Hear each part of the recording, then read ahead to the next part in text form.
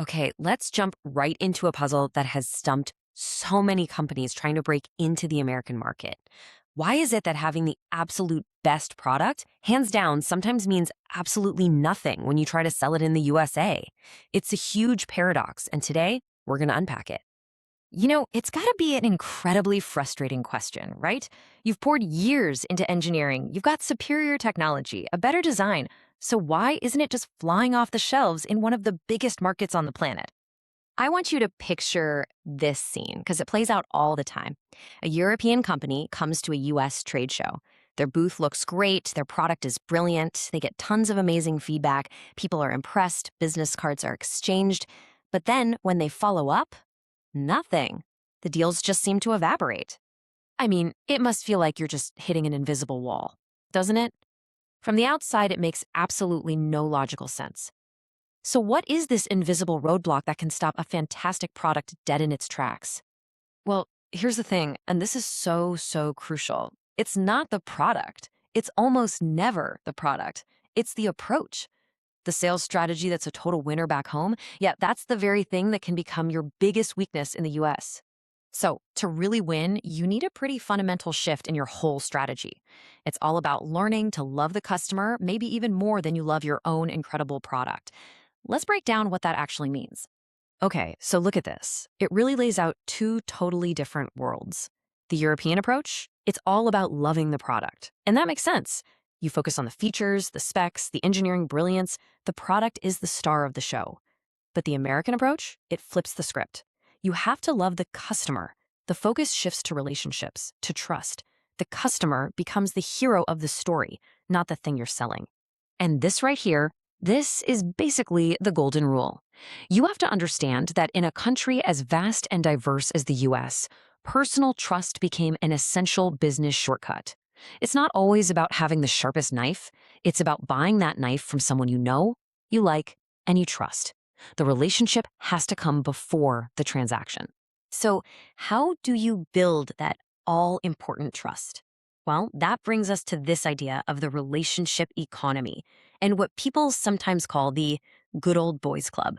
Now, let's be super clear here. We're not talking about some literal club with a secret handshake. It's a metaphor, right? It's a way of describing a business culture where your personal network and those relationships are often more valuable than your product specs.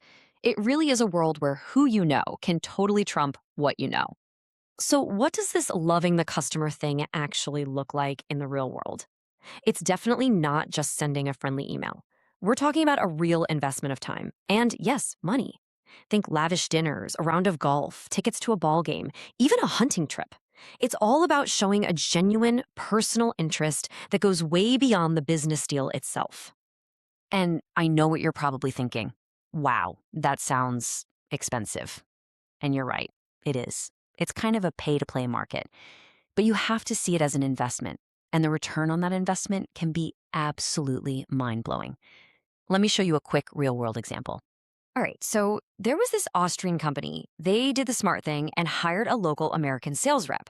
This rep had a huge potential client in his sights, and he went to his bosses and said, I need $1,000 for a steak dinner.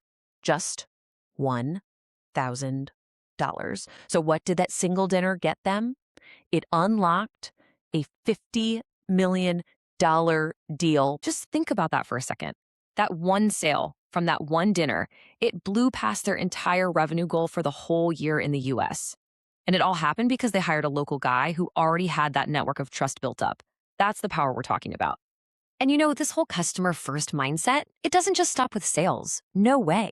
It changes everything. How you market, how you protect your intellectual property. It's all about playing offense, American style. You can see it so clearly in the marketing. A lot of European marketing leads with facts, data, certifications, the hard numbers. American marketing, it's often all about emotion. The message isn't our product has a 10% better efficiency rating. It's this product will make your life easier and make you a hero. See the difference? The customer is always the hero of the story. Okay, and this next part might sound totally counterintuitive for a lot of people. In many places, a lawsuit is seen as a failure, right? It's bad PR. But in the US, aggressively defending your patents can actually be seen as a sign of strength. It can be a brilliant move for your brand. So why is that? Well, first off, it shows you are not a pushover. It tells competitors to back off. But here's the really crucial part. It signals to your customers that you're protecting their investment. They see you fighting for the quality and integrity of the product they believe in. And believe it or not, that just builds more trust and can cement your place as the market leader. So, if you boil it all down, what's the one key takeaway for succeeding in the US market? It's simple, but it's profound. The product is secondary. It's the people and the trust you build with them that matters most. And really, this whole American model just highlights a bigger question, doesn't it? It's not just for the US, but for business anywhere. What's truly more valuable at the end of the day? What you make or who you know? Something to think about.